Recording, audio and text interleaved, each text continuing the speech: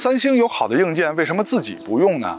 而其他的品牌很多手机都在用三星的2.1像素长焦，比如说这次要参加对比的 vivo X200 Ultra。本期的看点如下，推荐大家仔细去看。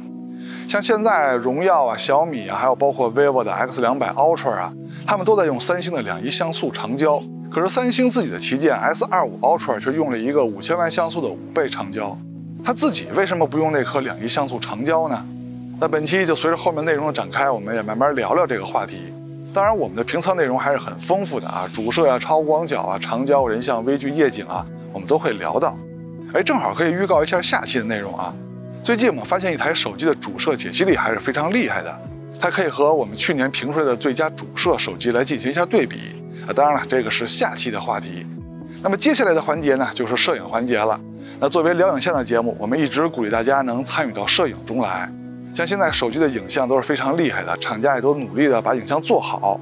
那厂家这么做的原因，肯定不是为了让你选边站队跟别人吵架抬杠的，光打嘴炮有什么用啊？还是要动起来。现在很多朋友都能参与到摄影中来，他们把自己拍摄的照片都上传到了视频回复里边。是你们上传的这一张张的照片，真正的带着大家参与到摄影中来。所以在这里呢，就非常感谢大家了，也非常感谢您的点赞和加关注，尤其是加关注。这是让我们这档节目不停更、继续更新下去的动力，所以就非常感谢大家了。那么下面就看看本期哪些网友的摄影作品入选了吧。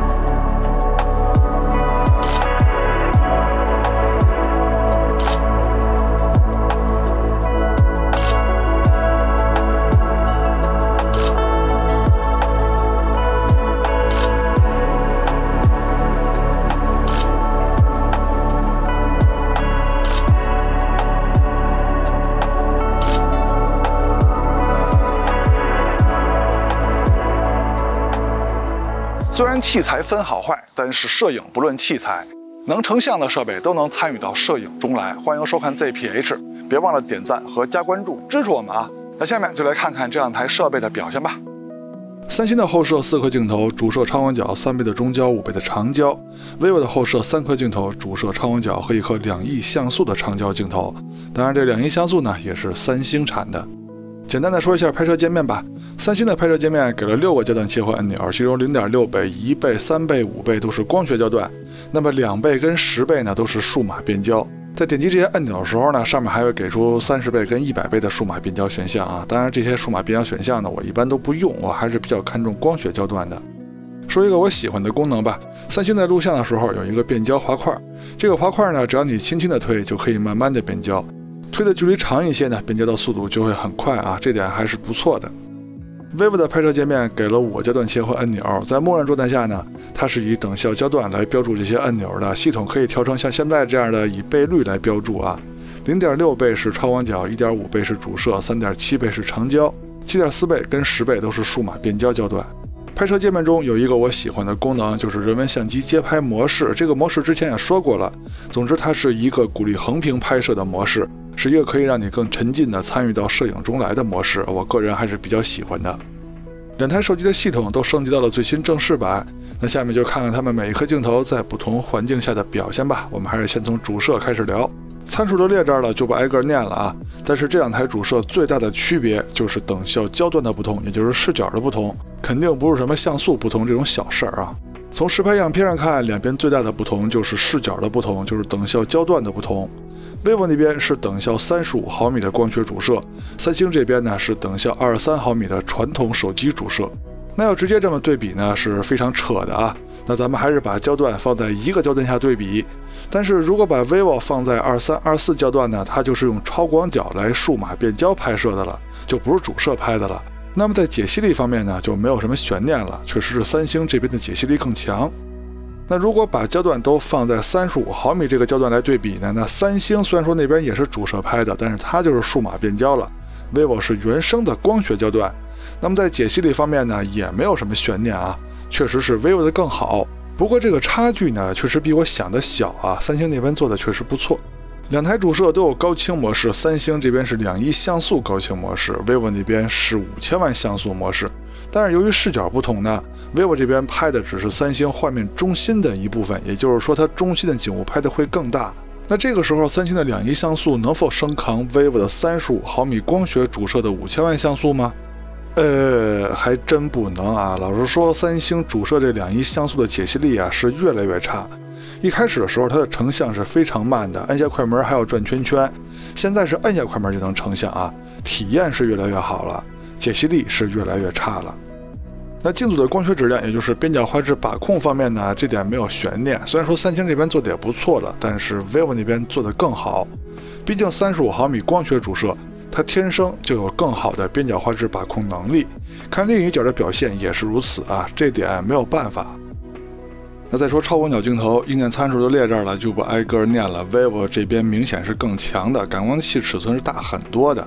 从实拍样片上看，两边的颜色倒是比较接近的，只是三星这边更素雅一些 ，vivo 那边看着更热情一些。视角差距呢也是有一点点的，这个红边呢就是 vivo 拍不到的范围。那么中心解析力方面是没有悬念的 ，vivo 的更强。再看一组对比，同样在颜色方面依然是三星更素一些，当然现在用的都是默认设置拍的啊。那么在解析力方面依旧没有悬念 ，vivo 的更好。镜组的光学质量，也就是边角画质把控方面呢，也是 vivo 的更强啊。看另一个角的表现也是如此。要知道，感光器尺寸越大是越不好把控边角画质的，而 vivo 的感光器已经大到了主摄级别。那么从这点上就能看出来 ，vivo 每一颗超广角镜头的整体镜组制造成本肯定是比三星贵不少的。他们的超广角都有5000万像素高清模式，在解析力方面依旧没有悬念，是 vivo 的更好。再说中长焦镜头，中焦这块三星是有一个3倍的比较老的中焦镜头的，而 vivo 是没有中焦镜头的。而长焦三星是有一个5倍的5000万像素长焦镜头的，而 vivo 那边是有一个相当于传统手机主摄3.7倍的，等效于85毫米焦段的2.1像素长焦镜头的，而它的2.1像素感光器就是三星造的，可是三星自己一直就是不用。对比样片呢，先从传统的2倍焦段开始看，它们都是主摄的数码变焦，但是三星这边是2倍啊，而 vivo 那边的50毫米呢是相当于自己主摄的1.5倍数码变焦。那么解析力方面呢，也是没有悬念的，因为毕竟一边是2倍数码变焦，一边是1.5倍数码变焦嘛 ，vivo 的解析力是更好的。那么有悬念的来了，三星的这颗老的3倍镜头能打得过 vivo 主摄的2倍数码变焦吗？现在他们都是70毫米焦段左右啊。解析力方面，哎呀，三星还真就打不过 vivo 的2倍数码变焦啊。按说三星的3倍再老，它也是一个光学焦段的镜头啊。那就再对比一组吧，结果呢，其实也就是两边差不多啊，跟 vivo 主摄的2倍数码变焦比，哎呀，有些丢人呢。下面三星是数码变焦了 ，vivo 是光学焦段了，两边都是85毫米焦段啊。这回在解析力方面的差距就非常明显了 ，vivo 要强很多。更何况 vivo 的85毫米长焦镜头还有2.1像素高清模式。啊，没错，这个2.1像素呢，用的就是三星的2.1像素的底。那结果再回手打三星85毫米数码变焦的时候，简直就跟打孙子似的，打的三星毫无还手之力。三星现在是115毫米5倍光学焦段，那 vivo 那边呢是3.3倍的数码变焦啊，两边都是115毫米。结果在解析力方面，这回倒差不多啊。当然，有些人可能看不出来啊，觉得三星那边的画面太惨了，画面发白。但这个是颜色的区别，解析力方面两边差不多倒是。三星的5倍是有5000万像素高清模式的，那对比 vivo 这边用着三星造的2.1像素长焦的高清模式会怎么样呢？依然是 vivo 的表现更好啊。你说你三星为什么就不用自家的这个2.1像素长焦镜头呢？是因为怕自己手机的后摄太突出了吗？我看你能扛多久。现在是230毫米焦段的对比，三星那边就是10倍的数码变焦了 ，vivo 是6.7倍的数码变焦，解析力方面没有悬念 ，vivo 的更强。现在是690毫米，三星那边是30倍数码变焦 ，vivo 这边是20倍数码变焦。虽然说 vivo 那边的数码处理痕迹已经非常明显了，但是在解析力方面依旧是 vivo 的更好。再说微距拍摄，两边呢都可以用超广角来拍摄微距，你还别说啊。用超广角拍摄微距呢，三星这边的表现还是不错啊，在解析力方面确实是比 vivo 强一点点。但是 vivo 那边呢，可以用长焦来拍摄微距，超广角拍摄微距呢，你必须离被摄物体比较近。长焦拍摄微距的时候，就可以把手机拿得远一些，拍摄昆虫、小动物等这样的题材比较有优势。那么这个时候 vivo 的表现就更好了。再说前摄，先说前摄自拍的表现，用的就是前摄的默认设置，没有调其他的选项。比较奇怪的是，这回三星在前摄磨皮美颜方面做的比 vivo 更重一些。其实也不光是磨皮美颜啊，肤色方面我感觉也是三星做的更好，看起来比 vivo 那边拍的更漂亮、更好看。这个漂亮跟好看呢，是跟美颜没有关系的啊。虽然说 vivo 那边拍的更真实还原，脸上的瑕疵看得更丰富，这里说的好看呢，就是从肤色的表现上，三星的稍微强一点。但是前摄录像方面，两边倒反过来了。三星的肤色呢，倒是有一些灰了吧唧的 ；vivo 那边的肤色呢，还是更好看一些。两边在清晰度跟防抖方面都是非常好的。再说人像的表现，用的是手机的人像模式，没有调其他的选项。第一个场景呢，是在逆光的阴影里边，我感觉 vivo 的人像拍得更好看、更漂亮一些，对吧？这个没有问题吧？但是到了阳光直射在面部的场景，就是顺光的场景下，这回就不好说是哪边拍得更好了，因为 vivo 那边磨皮美颜的效果、数码处理的效果跟三星比起来稍微有一些假，三星那边看着倒是正常一些，那也只能说是正常，也没有多漂亮多精美。那么在这个场景下，你们更喜欢哪边拍的效果呢？这回蜘蛛扩张度的测试呢，咱们就简单一些。在之前的节目里 ，vivo 这台手机的3种大色彩模式在扩张度环节都有测试。那这回呢，两台手机用的都是他们的默认设置，反正三星呢也不分什么色彩模式 ，vivo 这边呢就是默认的鲜明模式。总体看下来呢，三星这边的表现呢有点像 vivo 的质感模式。那 vivo 这边呢也能在各种环境下把高光跟阴影部分的细节都呈现出来。三星在有些场景下呢，按不能按得下来，而且呢也不缺细节。总之，他们在这种大光比的环境下拍出来的成片呢，也都够支持你们继续后期的，因为细节呈现都很丰富。再说夜景的表现，前面这些普通的城市夜景环境呢，有强光有阴影，其实测试的难度呢也是有的。不过这两台手机无论是主摄还是超广角，它们的亮部跟暗部的细节呈现都没有问题。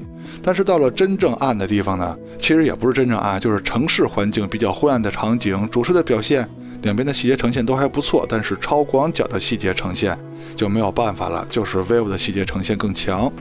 再说中长焦的夜景对比，现在是50毫米数码变焦的表现，两边的效果呢，虽然说亮部看起来还是有区别的，但是总体表现亮部跟暗部的呈现呢都还不错。不过要我说呢，还是 vivo 看起来更好一些。现在三星是3倍69毫米 ，vivo 是2.5倍85毫米，两边的表现呢也都不错。现在三星是5倍115毫米 ，vivo 还是2.5倍的85毫米，同样的，他们的表现依旧是很理想的。就算到了230毫米数码变焦，两边的表现也都是高水平的。现在是城市的昏暗环境，三星是3倍 ，vivo 是2.5倍，他们的表现都还不错。现在三星是5倍 ，vivo 还是2.5倍，他们也都是光学焦段啊，成像来说呢也都挺好。但是到了230毫米之后呢，如果仔细分析的话，确实还是 vivo 的整体效果更强一些。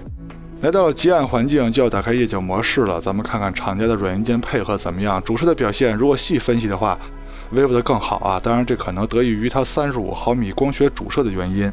那么超广角的表现、细节呈现方面呢，三星这边还真可以啊，但是依旧是 vivo 的更强。只不过这个场景呢，跟后边比起来还不是很难。健身器场景 vivo 拍摄的时候，我还特意往后站了一下啊，让中心的景物尽量一边大。但是放大可以看出来，它们的透视是明显不同的啊，就凑合看吧。反正解析力方面能看出来是 vivo 的更好一点。超广角的表现、细节呈现方面是没有悬念的 ，vivo 的更好，但是差距呢没有想象的大。这个场景呢在持续的变暗中，树叶越来越多，光线是越来越暗 ，vivo 的超广角也快扛不住了。树林小路场景，主摄的对比中，细节呈现是 vivo 的更好。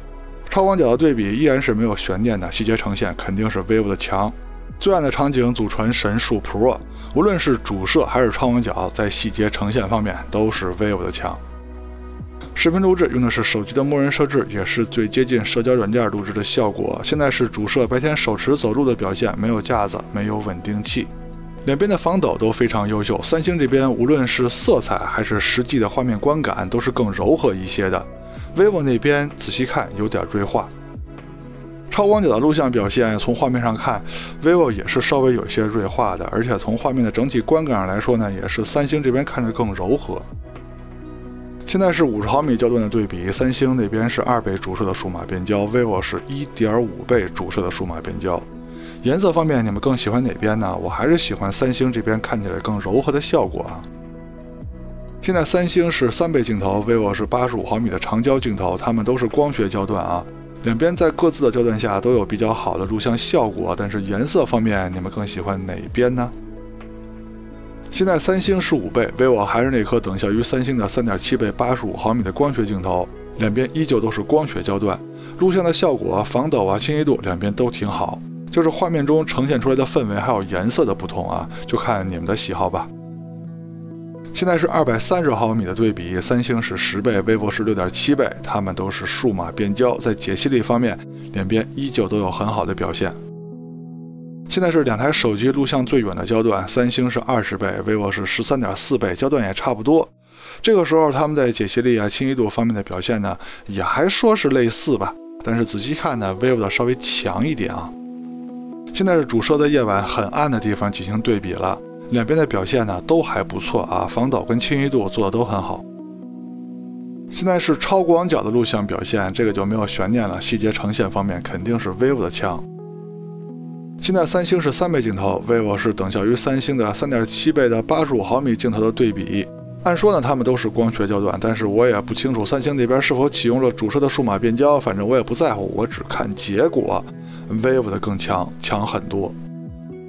现在三星是5倍， vivo 还是等效于三星的3.7倍镜头，在录像效果上肯定还是 vivo 的更好啊。三星那边至于到底是哪颗镜头拍的，是否启用数码变焦，我还是不关心啊，我只看结果。现在是230毫米的表现，就是相当于三星的10倍， vivo 的6.7倍，在结果上依旧没有悬念。vivo 用着三星的硬件暴揍了三星啊。这次两台手机的对比呢，虽然说主要是看长焦的表现，但是我们其他镜头呢，各种应用场景呢，我们也都测试了，结果呢，大家也都看到了。那要是就看这回重点的长焦对比呢，那就是 vivo 用了三星的硬件，把三星按在地上摩擦。那三星有这么好的硬件，为什么不用呢？那我估计这会儿明白人、聪明人都出来了啊，说三星是因为这个，是因为那个，反正总之我这就看结果，结果不行，那就是不行。那至于手机的长相，就是工业设计、外观这方面呢，大家更喜欢哪台手机呢？哎，这个时候倒可以说是仁者见仁，智者见智了。欢迎说出你的想法，喜欢三星的打1，喜欢 vivo 的打2。